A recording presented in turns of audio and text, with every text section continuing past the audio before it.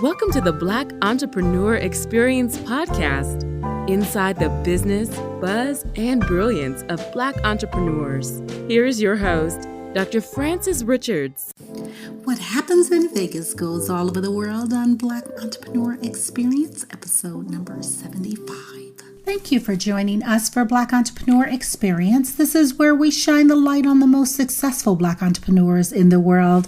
I'm your host, Dr. Frances Richards, and today I am so inspired by Journi Prewitt. She actually inspires young Black girls and young Black boys to read, learn more about their history and their culture, and she built up their self-esteem. She created a subscription box services for African Americans, and one for the young ladies is called Black Beautiful Butterfly, and for the guys it's called Black Dragonfly Box.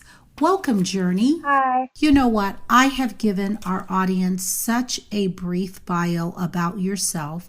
Why don't you share with us what you'd like us to know about yourself and your company? Like you said, I am the founder and CEO of Black Butterfly Beautiful, a subscription box created to promote self-esteem, self-worth, and self-confidence through African American literature and children of color. 17 years old, out of Memphis, Tennessee. You should be doing something other than entrepreneurship, one would think. Tell us about your journey. How did you come up with this business idea? For the past 4 years, I have worked at a summer camp. I have worked with children of all ages.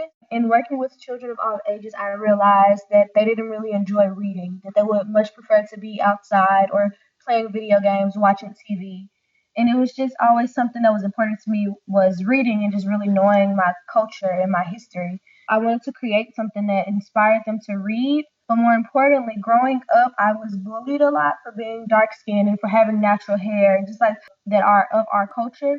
And I know that there's other girls out here going through the same thing. So I wanted to create something for them that just lets them know that they're not alone in this battle. Journi, what was that aha moment that you knew you were going to be successful? I've always thought that I was going to be successful, not necessarily in the realm of starting my own business, but I just always knew it was something in me. If I put my mind to it, that I can do it. And I would say this because I always had teachers and my family members always believed in me and just gave me that idea that no matter what, I would be the person to spark the brain that'll change the world. Journi, you talked about bullying, and I know it's a trending topic. And I know when I was very young, and that's way back in the day, we had bullying, but I don't think it's to the extent that children must deal with bullying and young people deal with bullying today, because now you have cyberbullying, you have bullying through text messages. There's just so many different ways that young people must protect themselves and parents must protect their children from this awful and deadly thing that people are doing in terms of bullying. Talk to the person in our audience and they are saying, Journi, how did you fuel your pain into your passion, which ultimately is your purpose? Give them some advice at what they should do if they are experiencing what you experienced. Well, if you're experiencing the bullying that I went through when I was little, just know that you're beautiful inside and out. No matter what anyone tells you, that it matters how you feel on the inside. It matters that you know that you're beautiful. It matters that you love every inch about yourself. At the end of the day, you're the person that has to deal with it. You're the person that is stuck with it for the rest of your life. So if you don't love it, how can you expect someone else to? What is a daily or a weekly habit that you do consistently that has given you the greatest success? I would say that waking up in the morning and looking at my affirmation cards, just reminding myself that I am great, reminding myself that I am beautiful, that I am loved, and that I am amazing. That is a daily thing that I do to make sure that I know, because sometimes you just want to remind yourself. So it's like, yeah, this stuff is true. And a weekly thing, something I do weekly is just like 1 or 2 days out of the week, since I do have a really busy schedule. 1 or 2 days out of the week, me and my mom, we'll just sit together, watch TV, just hang out with my mom. And that's something that's really important to me because without my mom, I wouldn't be anywhere. Without my mom's support, without just her being there for me at all times, no matter what, I wouldn't be the person I am today. How long have you operated your company, your subscription service box? In June, we make a year. We started in June of 2017 as a part of my 17th birthday gift. A birthday gift to the world from me on my birthday. And tell us, how did the concept come about? When you look up subscription boxes, you always see that it's things for like cooking and for dogs or for non-African American children. And it was just never anything for us. There was a lack of representation for people of color. It came about doing a subscription box simply because it's like, think about getting a gift every month from someone you don't know with different stuff in it every time. It's just like, who wouldn't want that? So the idea of the box just came about through that. But more importantly, like I said, that self-representation, just knowing there's people out here that's doing these things that you aspire to do, which makes you want to do it even more. So how do you curate the items that go into the box? Each month we start by picking a theme, and like when our past theme for February was Black Panther. And we picked the theme based on what's going on in mainstream media. So like what's everyone talking about. So that, of course, in February was Black Panther coming out and it being Black History Month. So for the month of February, after we picked our theme, February was pretty easy for picking the books. We just with the Black Panther comic books. And the only struggle with the Black Panther comic book was to make sure that it was child appropriate, age appropriate, and making sure that it was just something that would actually interest the children. After we pick the book, we go by just tying our, like the small things that go in the box to the book. So for February, we included a create your own comic book. We included color your own comic book that was already created by our Black owned business. And we like included some crayons so that they can color it with, it was like the skin tone colors. Like we included that. It's just like different things depending on what month. And so each month, me and my friends, we have this thing we call Box Week. And Box Week is actually coming up for the month of April. We have this thing called Box Week. And it's the week where we create right now we're up to 300 boxes. We create 300 boxes and we ship them out. And it's me, my two best friends, and my mom. And we get that done in a span of 3 to 4 days if everything gets here on time. We go by through making sure that we have enough of everything for each box. Make sure we have enough boxes to put the stuff in. Once everything is in the box, we print labels, and then we're taking them to the post office. We're checking in, making sure that they're getting to the location they're supposed to go. It's a really busy week, but it's an amazing feeling of that week. Journi, talk about funding your business. How did you finance and fund your business? When we first started, that money came from my mom. And what happened was, since I was in 6th grade, I have done competitive cheerleading. And competitive cheerleading cost a nice little penny. So when this year it was either pick cheerleading and continue doing something that I love, or create my own business and put what I love and give it to someone else. And so my mom, she took the money that would have been spent for me to do cheerleading this year and she put it into my business. And how difficult, on a scale 1 to 10, with 10 being extremely difficult, was it to start your business? It wasn't extremely difficult, but it wasn't easy either. So you're going to go through some struggles. You're going to hit some bumps in the road. But in the end, it's going to be worth it because the man that created Disney World, he went through his trials and tribulations too, but he still came out and he now owns Great Grinches Never Have to Work.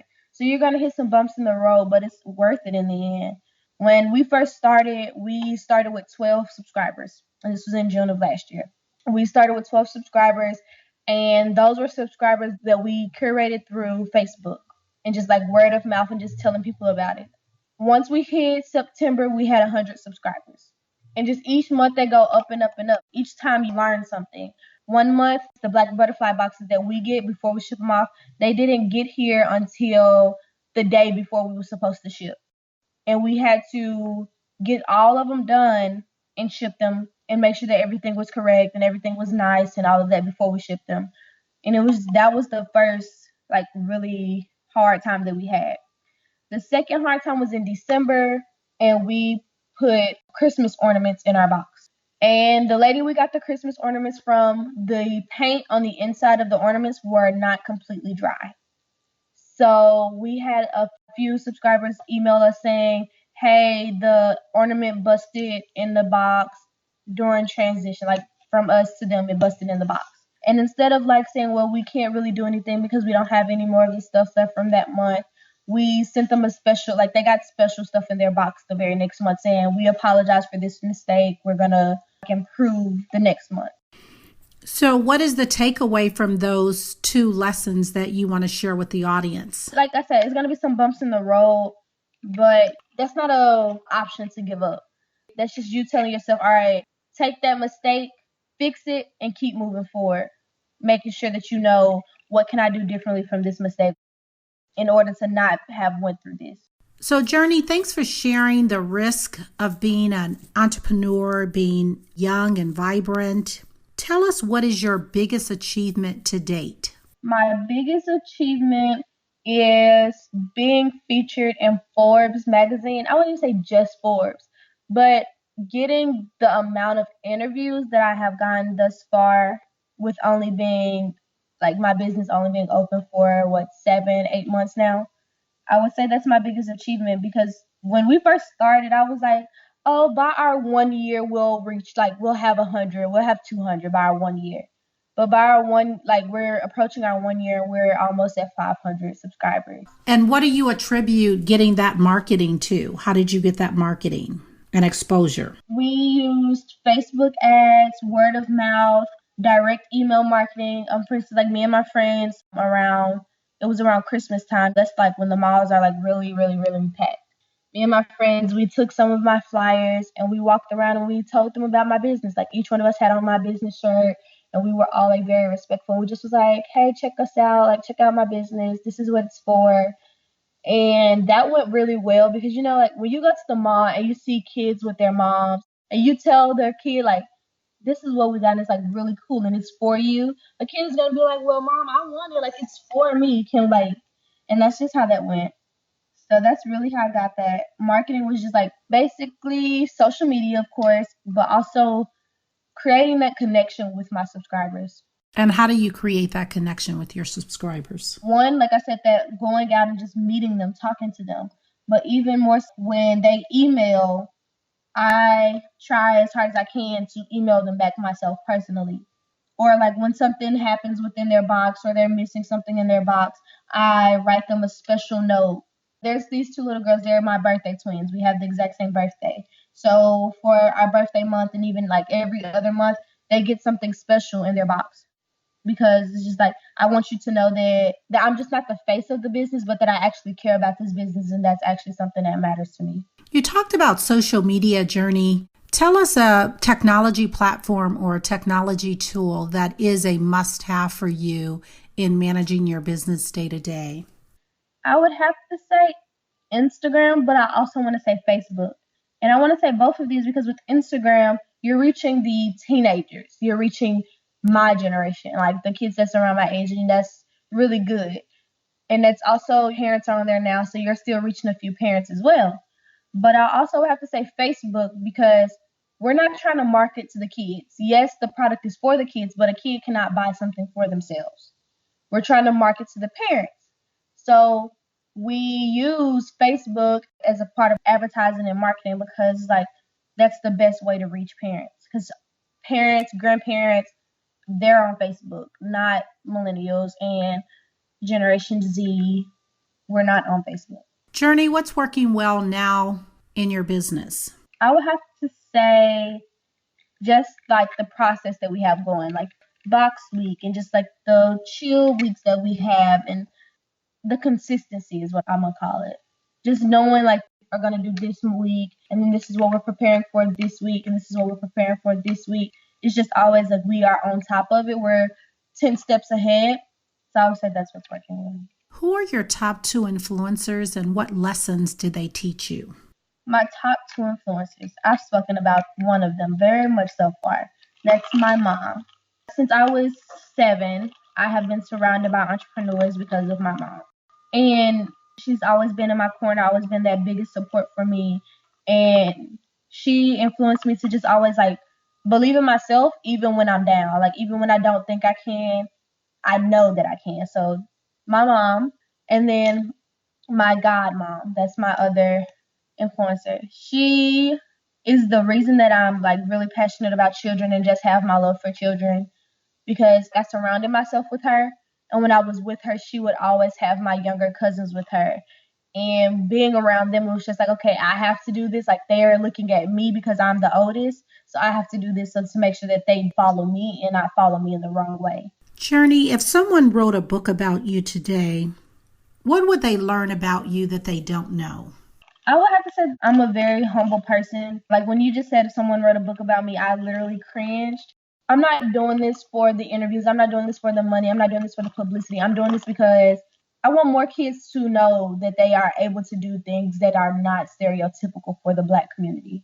I'm really humble, especially when it's about my business. And I know that you're a young lady, 17, soon to graduate this year. Congratulations in advance. And you indicated you are going off to college. Talk to a younger you, Journi. What advice would you give to a younger Journi? Some advice I would give to myself when I was younger is, it's not relating to my business, but to not slack off. Like, to always put my best foot forward, even when I don't feel like it's necessary. And what do you do when you hit that bump in the road or you want to slack off? How do you motivate, Journi? I remember my purpose. I didn't talk about these two people much in this interview, but my little brother and my little cousin, they are my reason for living. They are my reason for my business. They are the reason that I do everything that I do. So when I hit that bump in the road and I feel like I can't keep going and that I just should give up, I think about them, and I think about how would I feel if they gave up what they were most passionate about? How would I feel if they didn't keep pushing when they wanted to give up? And that just makes me get up and keep pushing even harder, because it's like they're looking up to me, and if I give up, then I can't tell them that they can't give up. And how old are your brother and your cousins? And give a shout out to them just by first name only. They are 8, and Devontae and Jada. They are my love. Like, I love them with all of my heart. That's so wonderful. What is one valuable lesson you wish you knew, Journi, before starting your business? I wish I knew that it was like that everyone's not going to want to see you win. That's really what I wish I would have known at the beginning. They're like, even the people that they say that they're there for you, when you begin to get on top, they're going to want to pull you down. And why do you think that's so? At the beginning of starting my business, I had a very close friend, and she was like an assistant to me. Like, she knew all of the dates that I had in interviews. She knew what time they started. She made sure that like everything that needed to be done regarding Black Butterfly Beautiful, she made sure it was done. But I was told that you cannot that it's not always best to mix your personal with your business. And I didn't know that. And her being my assistant and her also being my friend, she couldn't combine the two. She would want to talk about work stuff while we're being friends, and she would want to talk about friend stuff while we were doing work, and it just didn't work out, and now we're no longer friends. She no longer is my assistant. We just, basically, she cut off all ties with me. But that's more so like a high school kind of thing, you know, like high school drama, high school, you know. Journi, I'm going to give you a fast forward lesson, and you're very profound at 17. And it's real interesting that we're having this dialogue, because you would think that it's high school, but it is life. And so I think it's a life lesson. And there are people, so we don't want to put this blanket statement, there are people that can separate personal and friendship and business and all of the above, just like we can't say because you're in a marriage that you can't go into business. I can tell you just from my experience that I was just asking this question, and this was an epiphany.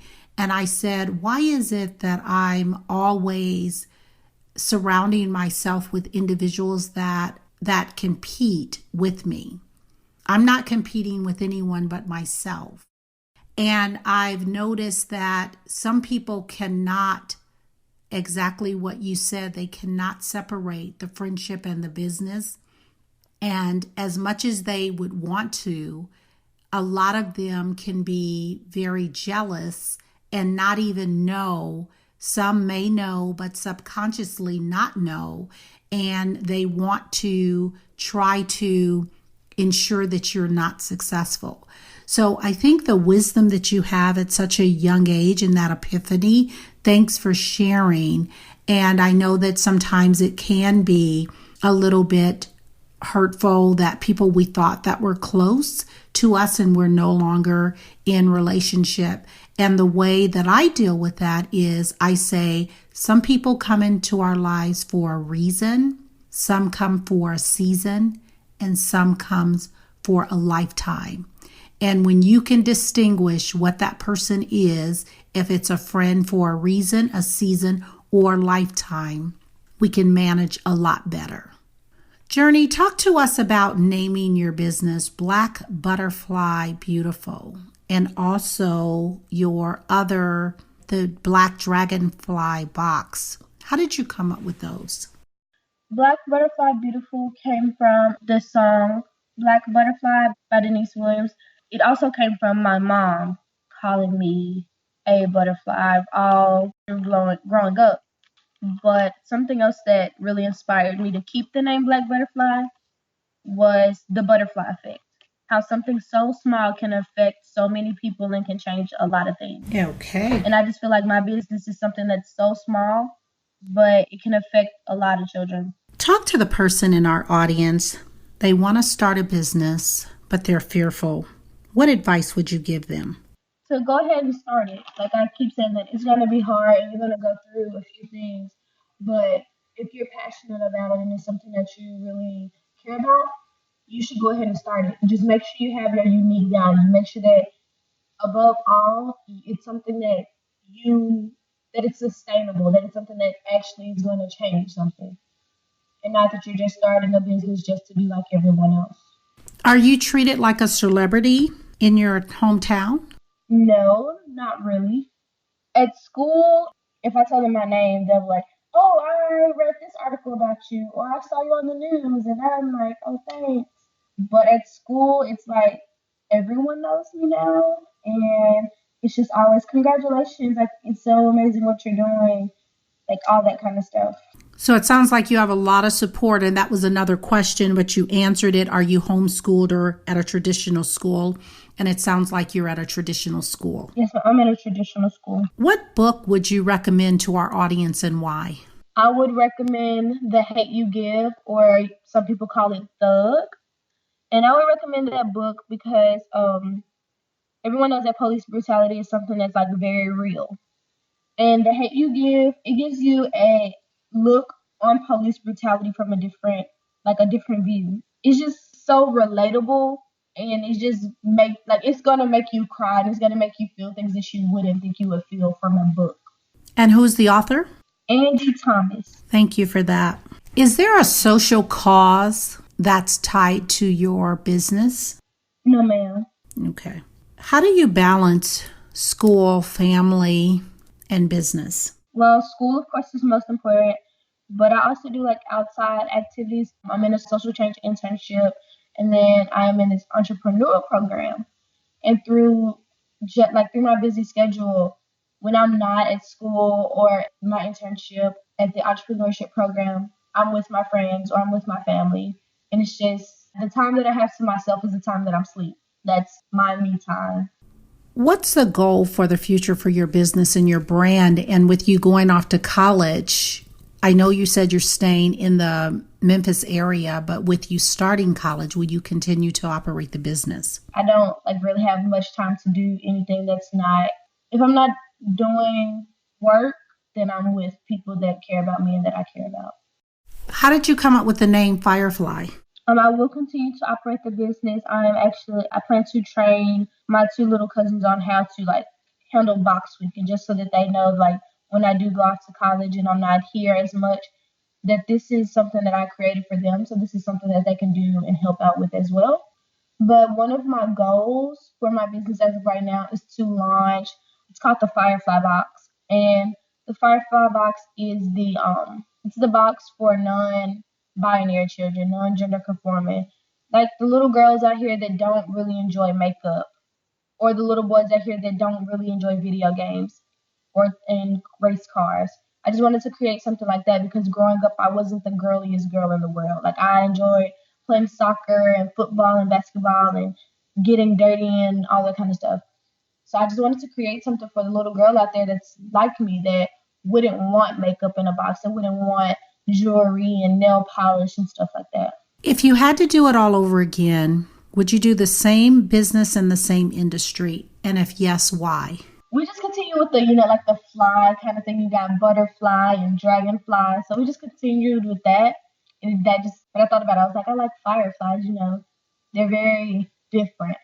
Actually, I would do the same industry and the same business simply because it's nothing out there like Butterfly Beautiful for children of color. So I think that like creating this was just eye-opening for me and for other people, that there's children out here that need something like this. So I feel like since it's a need, I would do it again.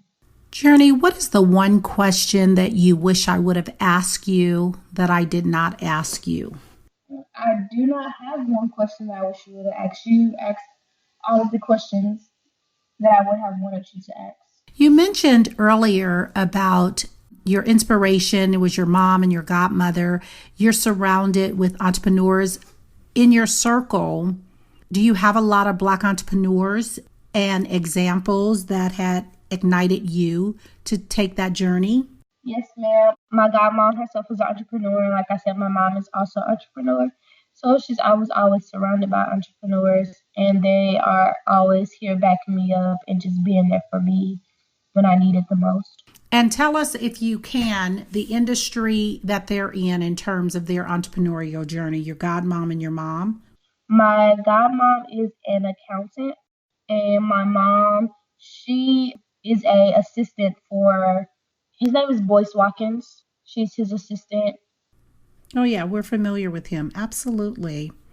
We're going to go Journi into what we call our Fun Facts Lightning Round. And I'm going to ask you a series of questions, and I'd like you to give us very quick answers. If there's something you desire for us to pass, feel free to say pass. Are you ready for the Fun Facts Lightning Round? Yes, ma'am. So the last movie you saw? Black Panther. You relaxed doing what? Reading. Your favorite singer or rapper? Tupac Shakur. Your favorite dance song? I don't have one. What food you eat every week, no matter what? Macaroni and cheese. And your favorite month? June. This is not a Fun Facts Lightning Round, Journi. This is just a regular question. Give our audience a parting piece of advice that you'd like to offer them. No matter what anyone says, you are an amazing person, and the limit cannot be reached. You can always exceed what you think you cannot. Lastly, what is the best way for our audience to connect with you and support your business? Go to my Instagram. My Instagram is BLCKBFLY.